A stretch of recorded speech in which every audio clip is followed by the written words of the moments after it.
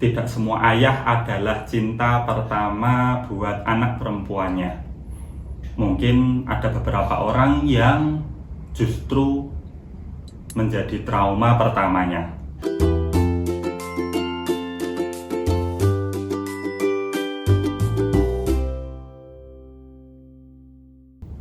Selamat datang di Psikologi Untuk Kamu, tempat mau pulang tenang dan berkembang. Kita masuk ke segmen bersih-bersih mental kembali di bulan Ramadan ini. Buat yang baru pertama kali datang ke channel ini, Psikologi Untuk Kamu itu bahas tentang seputar psikologi, self-healing, dan khususnya adalah bersih-bersih mental.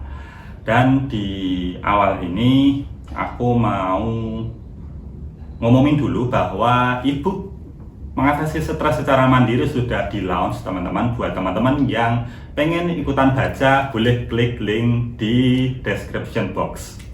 Oke, aku mau mulai ya tentang trauma di keluarga.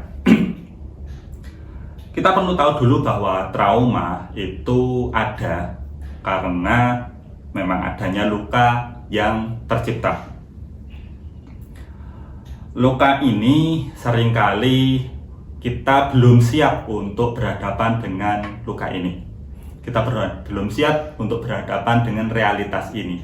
Sehingga secara otomatis diri kita itu menciptakan trauma ini. Trauma ini ada di bawah sadar ya. Artinya memang trauma ini terbentuk secara bawah sadar. Dan seringkali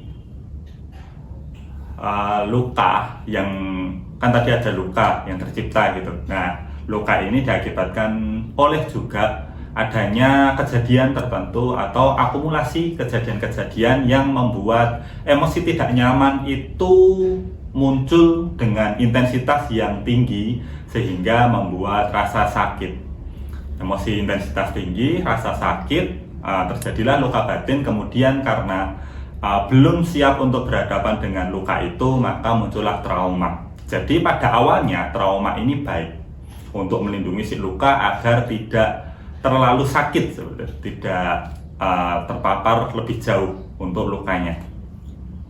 Tapi permasalahannya apabila trauma ini dibiarkan terus-menerus, itu bisa membuat kita juga merasa tidak nyaman dalam menjalani hidup. Bahkan bisa mengarah ke permasalahan psikologis yang lebih serius. Maka ada baiknya kita untuk mencoba meregulasi, untuk melakukan treatment terhadap trauma itu. Tapi aku mau bahas spesifik nih di permasalahan trauma terhadap keluarga, karena ini topik yang sebenarnya agak tabu atau mungkin agak banyak dialami, tapi sedikit yang berani speak up. Aku pun mungkin aku mau coba dari sisi yang ringan dulu sebelum nantinya yang berat. Mungkin di video ini yang ringan dulu. Jadi secara dasar keluarga itu mestinya jadi tempat teraman dan ternyaman kita, untuk kita itu bisa merasa pulang, bisa merasa tenang, bisa menjadi diri sendiri, sehingga kita itu dalam menjalani hidup ketika mungkin di luar rumah itu sudah beraktivitas, berdinamika segala macam, kemudian kembali ke rumah itu bisa merasa tenang, bisa merasa pulang, bisa merasa tercharge kembali energinya. Tapi sayangnya nggak semua orang itu ternyata seberuntung itu untuk mendapatkan keluarga yang hangat, yang suportif. Beberapa yang tidak beruntung sayangnya mendapatkan keluarga yang tidak suportif, keluarga yang memang membuat tidak nyaman,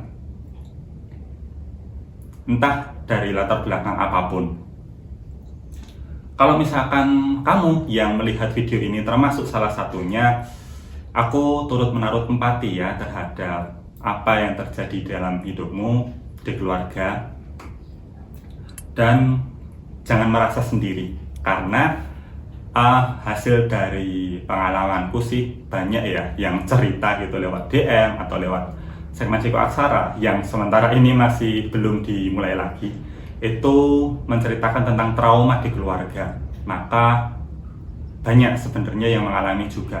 Maka jangan merasa sendiri, dan artinya adalah kamu tetap layak untuk hidup dengan sebagaimana mestinya. Kamu layak dicintai, kamu layak untuk bisa menemukan tempat yang aman. Kemudian beberapa hal yang bisa sangat mendukung. Ini aku bicara secara umum dulu ya. Mungkin nanti di video yang lain kita akan bicara lebih spesifik. Jadi untuk penyembuhan trauma, pemulihan trauma secara umum itu ada baiknya menyentuh 4 aspek ini. 4 aspek ini apa aja? 4 aspek ini adalah yang pertama social support ya gitu. Nah, dalam hal ini apa? Sebenarnya social support yang paling baik adalah keluarga. Tapi karena mungkin dalam hal ini keluarga justru menjadi sumber traumanya kayak gitu, mungkin bisa mendapatkan support system dari orang-orang yang support, teman-teman kayak gitu, mungkin komunitas, mungkin juga kalau misalkan tidak mendapatkan itu, boleh untuk ke profesional supaya kamu bisa merasa ada tempat yang nyaman dan tempatmu untuk bisa menjadi diri sendiri, dan kamu diakui bahwa kamu itu manusia yang tidak sempurna, yang butuh juga belajar, yang butuh juga untuk berkembang, butuh untuk ya disupport seperti itu. Kemudian yang kedua adalah dari segi psikologis, merasa tenang, merasa bisa berpikir dengan jernih, bisa perasaannya bisa tenang, perilakunya juga bisa berdasarkan kesadaran, bukan perilaku yang otomatis, bukan perilaku yang di luar kesadaran. Karena beberapa orang berperilaku itu nggak sadar bahwa dirinya tengah melakukan perilaku tertentu. Biasanya ini dipengaruhi juga dengan tumpukan-tumpukan, ataupun aku sering menyebutkan sampah emosional yang nggak nyaman kayak gitu, sehingga mempengaruhi perilaku. Kemudian yang ketiga adalah biologis. Nah, biologis ini kebutuhan makan, kebutuhan konsumsi tubuh, mungkin dari segi nutrisi dan vitamin kayak gitu. Dan jangan lupa berolahraga juga.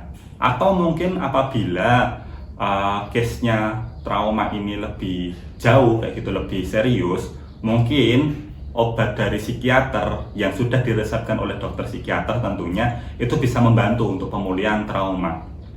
Bukan satu-satunya yang menyembuhkan, tapi itu bisa sangat mendukung untuk mengatasi gejala. Kemudian yang terakhir adalah dari segi spiritual.